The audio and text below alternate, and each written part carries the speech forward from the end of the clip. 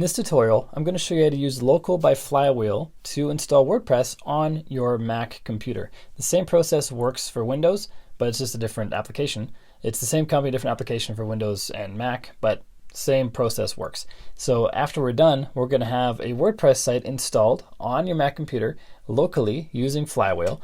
And there's some cool features that Flywheel allows you to do that you can't get with something like Map. Those include adding a domain name to your install. That can be your destination domain once it goes live.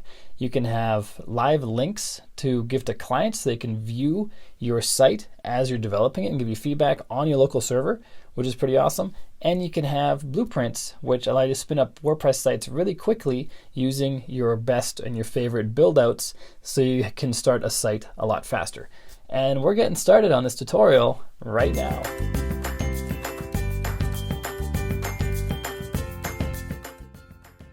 Hey, what's up guys? Welcome back to another tutorial. It's Bjorn from WP Learning Lab, where we help you get better at WordPress so you can earn more for yourself, for your clients, and for your business.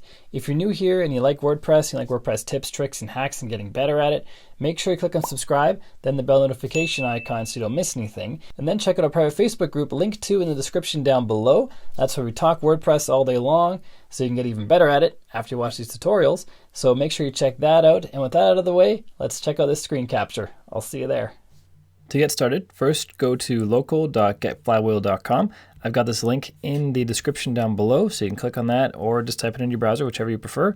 Then click on download when you're here, and you can choose Mac or Windows. They used to not have a Windows version, now they do. And then just enter your name and your last name and all this stuff in here. And your phone number too, because they might call you. You never know. They are running a business. They are a hosting company, and so they want to sell hosting, but they're giving away this local development tool for free. So of course they may call you. I've never had a call before when I enter my phone number, but I don't know. So number of websites. I guess this is how many you've had before, how many you're going to use.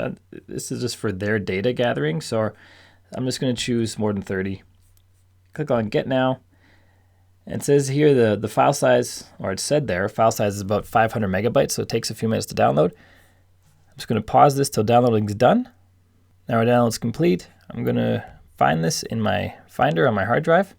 I'm going to double click on it to open it, or to unzip it, I should say. And then I'm going to double click on the DMG file, or executable application file. Probably should have put that in my applications folder first. I'll do that. Let's do this properly. Put in the applications folder, find it in the applications folder. Windows workflow would be a little different, of course. You'd have an exe file. Double click the exe to install it. You don't have to put it in the applications folder first. One small difference between Macs and Windows. Click on open if you get that internet application warning. And now we have here, to help make local gray as can be, turn on error reporting. So you can turn that on or off. I will turn mine on. So here's just a warning that I have to configure a few things before it actually starts working. And you have to enter your admin password possibly. Click on Let's Go to get started. Here it is asking for my password. So it's going to install VirtualBox, host machine, and local image. These are all things that this application requires to create a local server environment so you can develop locally. And here it says extensions blocked because I have my privacy security settings too strict.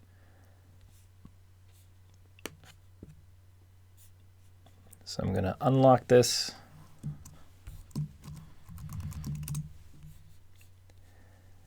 And then find out, oh, here it says Software System Developer Oracle America Inc., which is this one here, extension from Oracle America Inc. Going to allow it. And now, installation carries on. Ask for my password again. Kind of a pain to install. Map is a lot easier to install. However, Flywheel has some cooler features than Map. So I definitely recommend Flywheel as a cool alternative to Map if you don't want to use Map anymore, or if you're just getting started developing locally. So I'm going to pause this, let it install. I shouldn't run into any more errors, but you never know. I will unpause it if there is an error, so I can show you how to work through that.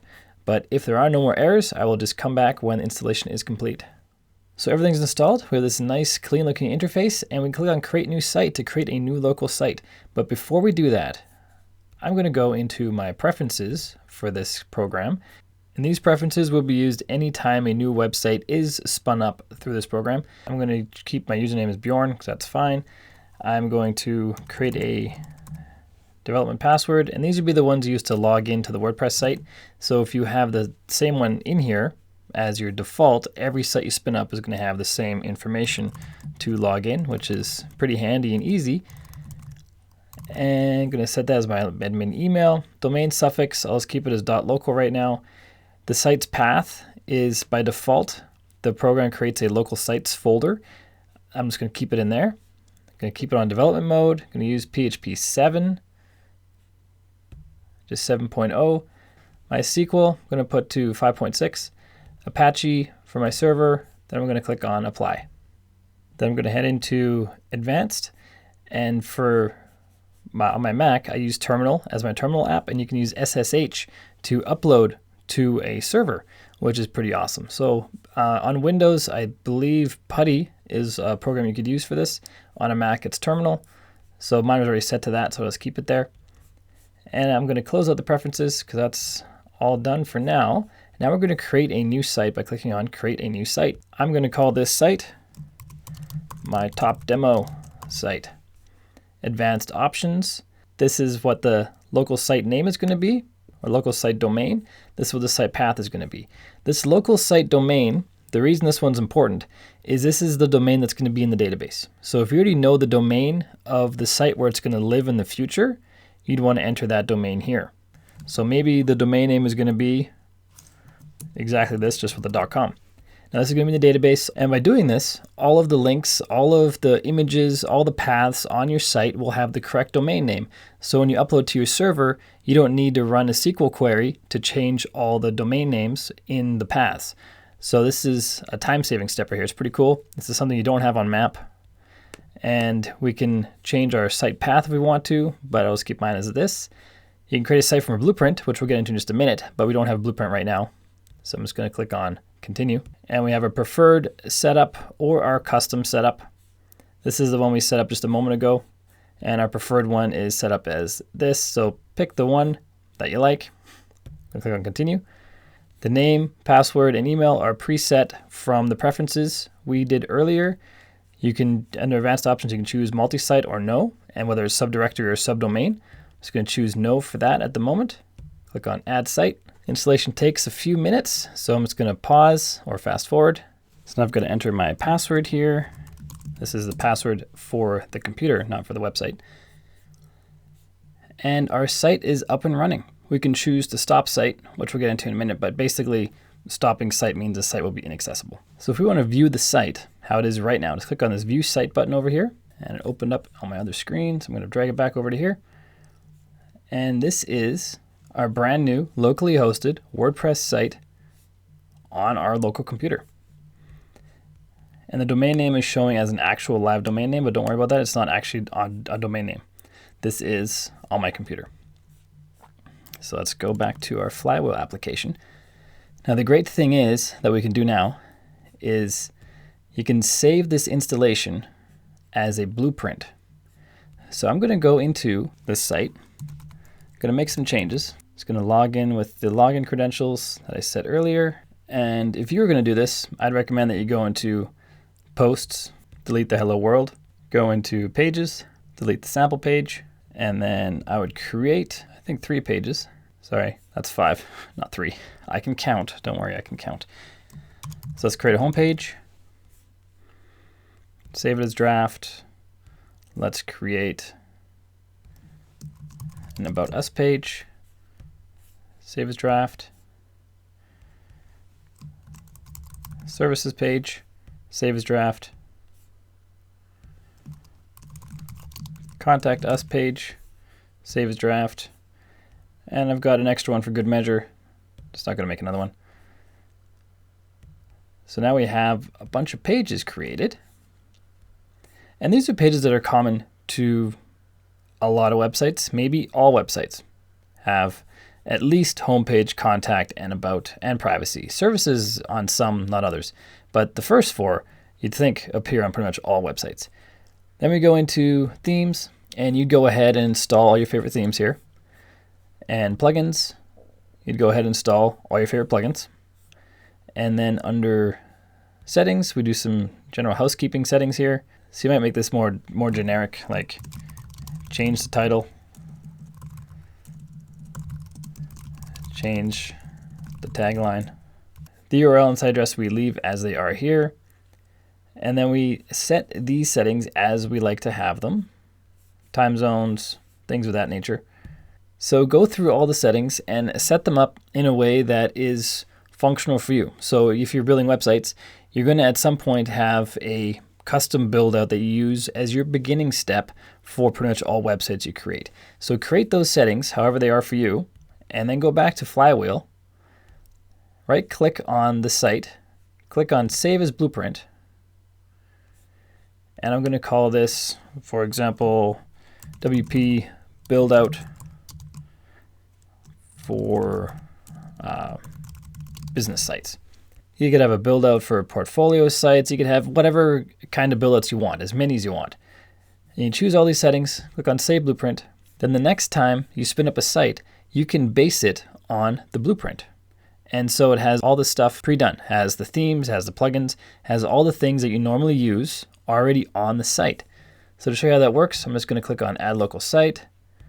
Under Use Blueprint, we now have our business site's build out blueprint. So if we do that, we're going to create another site that's exactly like what we just created right here, which is a huge time saver. So if you're building lots of sites, that is really useful. If we go back to our demo site here, if you actually want to access the site files, click on this little button here. It's going to open the folder with all the files for the site. And these are not necessarily the same files you have on a server, but this is accessing all the files that are locally on your site. And this would be the ones that are in the root. These are the actual WordPress website files. And this is the database information here. This is not what the database would look like on your server. But if you click on Database and then click on Adminer, that could also be pronounced Adminer, but I'm going to say it's Adminer. Now we can see our database as it's set up for this website. We can go in and manipulate the database just like you would in PHPMyAdmin on a live server, and you can export, you can import, you can do whatever you like in here. You can add an SSL, although SSLs on the local servers, I mean you could, but it's kind of weird. I would do it on a hosting account after I've got the site online. I put it up on a hosting account. For the utilities, and this, oh sorry, before I go on, let's not forget that Flywheel is a hosting company. So you set up a OpenSSL here, all the settings you have here would translate really easily to a Flywheel hosting account, which you can actually add right here. You can use this option to connect to Flywheel, and then you can have your live Flywheel hosting where you have your live sites, and you can transfer back and forth between your local sites really easily using this app. So that's where this SSL comes in. Really useful if you're using Flywheel, not so useful if you're using other web hosts. Under utilities, there's a Mailhog option, which just helps with the email setup, and you can test email and contact forms and things like that using this Mailhog app. Some other cool stuff you can do. You can clone sites. You can change the domain name if you want. That'll change all the instances of that domain name throughout the database, which is pretty awesome. And a little grayed out feature down here, live link. Click on enable for that. That creates a link. Can't copy it, but this is the link right here. This is something you can send to other people who aren't on your local computer, like your client, for example, who you're building a site for, and they can go to this link and view the website and use it just as they would have as if it was on a live server, but it's on your local server. The way a lot of development works is you develop locally, you transfer all the files online when it's ready for a client to look at. They would then look at it and review it and do whatever to it and recommend changes or ask for changes. You then go back to your local environment, make all those changes, upload the files again, and go back and forth.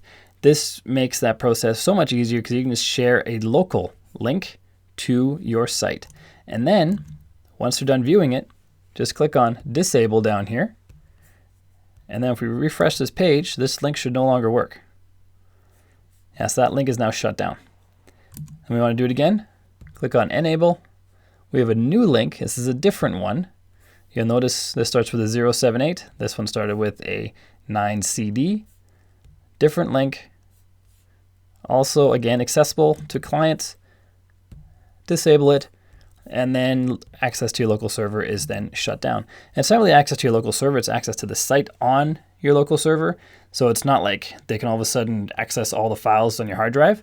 But that said, if somebody who knows what they're doing accesses that link or gets that link, they can access your computer. Most clients can't, they don't know that stuff, and they also don't want to do that. But if it gets into the wrong hands, it's a security risk. So after this is enabled, make sure you disable it after the client has seen it. And if you're, for whatever reason, if you're done developing your site, you can just right click on here and click on stop. The same as clicking stop site up here.